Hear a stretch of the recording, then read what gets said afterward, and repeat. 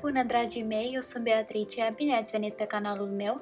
Astăzi vă invit alături de mine să pregătim împreună un tort incredibil de bun, inspirat de napolitanele Kinder Bueno. Haideți să începem!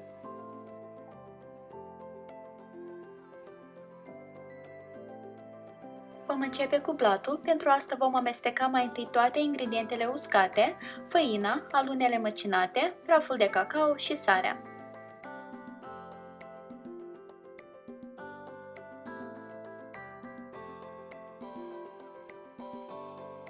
În bolul unui mixer adăugăm ouăle la temperatura camerei și zahărul și batem totul împreună la cea mai înaltă viteză a mixerului timp de 10 minute sau până când compoziția se triplează în volum și se deschide în culoare.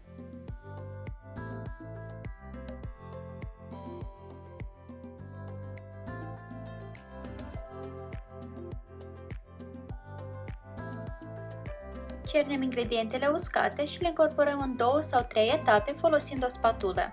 Nu ne grăbim, incorporăm cu mișcări ușoare pentru a păstra cât mai mult din volumul obținut.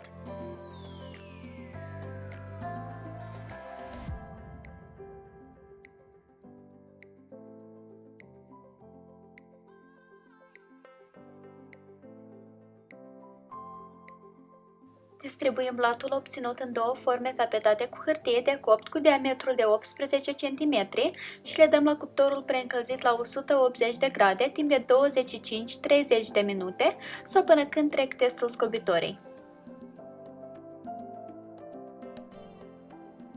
Permitem blaturilor să se răcească puțin, după care le eliberăm din formă și le lăsăm pe un grătar pentru a se răci complet. Abia când blaturile sunt bine răcite, le vom putea tăia pe fiecare în jumătate pentru a obține 4 straturi. Pentru sirop, într-o cratiță mică adăugăm apa, zahărul și praful de cacao.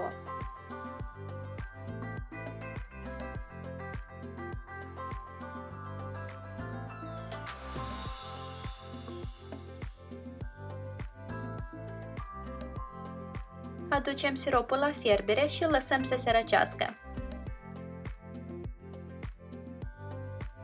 Pentru cremă, într-un bol încăpător adăugăm crema mascarpone la temperatura camerei, ciocolată albă topită și pastă de alune praline.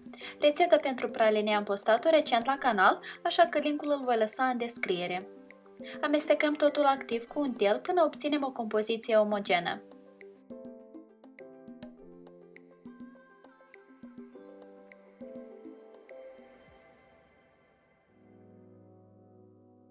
Într-un bol separat vom bate frișca rece de la frigider împreună cu zahăr, pudră și la dorință pastă sau extract de vanilie. Batem frișca până obținem vârfuri tari.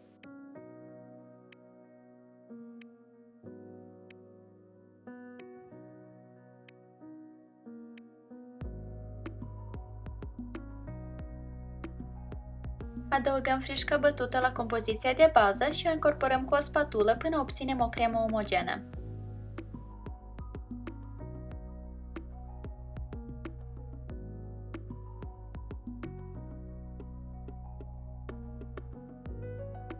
Crema este gata, la dorință o puteți transfera într-un poș de patiserie. Înainte de a asambla tortul, vom pregăti stratul crocant. Într-un bol vom amesteca împreună ciocolată albă topită, pastă praline și biscuitul francez sfărâmat.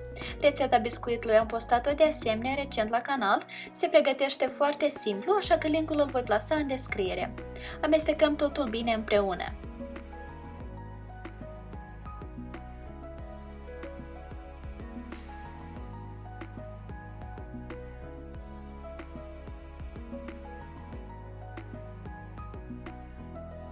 Eu am ales să asamblez tortul într-un inel, marginile căruia le-am acoperit în interior cu o folie de acetat, însă se poate folosi și hârtie de copt în cazul dat. Însiropăm prima foaie de blat, adăugăm un strat de cremă și nivelăm cu o paletă sau un cuțit.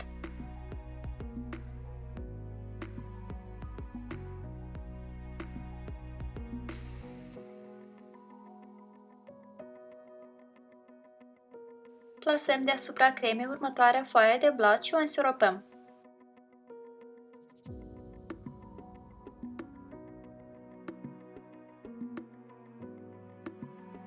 După care adăugăm stratul crocant, distribuindu-l uniform pe suprafața foii.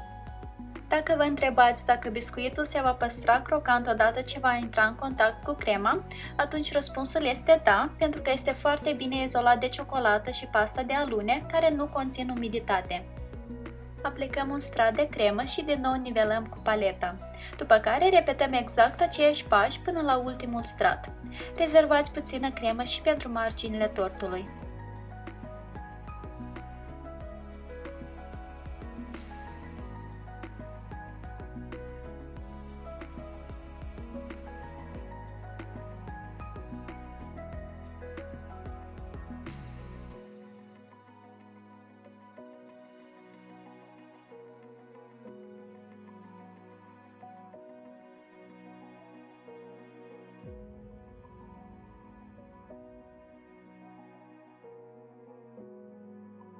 La această etapă dăm tortul la frigider timp de câteva ore sau chiar peste noapte. După ce tortul s-a îmbibat bine cu cremă, acoperim marginile cu crema rămasă. În cazul dat, eu am optat pentru un aspect mai rustic și deci am nivelat tortul doar cu un strat subțire de cremă pentru a dezvălui puțin marginile. Însă bineînțeles că aveți opțiunea să-l acoperiți în întregime și să-l nivelați cu o cremă adițională care poate fi total diferită de cea folosită în interiorul tortului. Sau dacă doriți să folosiți tot această cremă, atunci înmulțiți cantitatea de ingrediente la 1,2.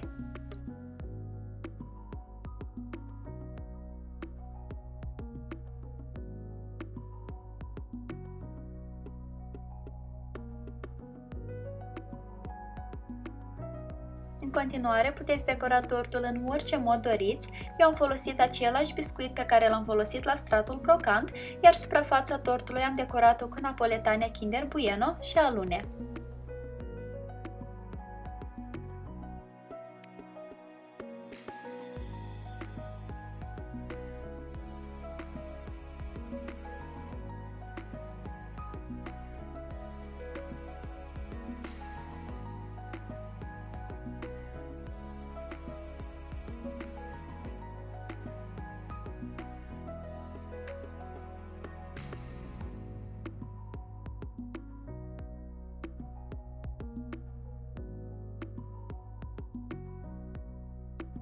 Tortul a ieșit foarte delicios, nu știu cum am reușit să înfulec toată felie pe care o vedeți în imagini, pentru că de obicei este prea mare pentru mine, dar în cazul dat cu fiecare gustare devenea tot mai adictiv. Platurile sunt foarte moi, cu o aromă profundă de ciocolată, crema este extrem de gingașă, iar stratul crocant este acea nuanță care te surprinde cred că cel mai mult. Dacă vă plac și vouă napoletanele Kinder Bueno, vă îndemn să încercați și voi acest tort. Atât lista de ingrediente cât și linkurile menționate în acest video le voi plasa în descriere. Iar eu vă mulțumesc foarte mult pentru vizionare și vă doresc o zi delicioasă în continuare. Poftă bună! Pa, pa!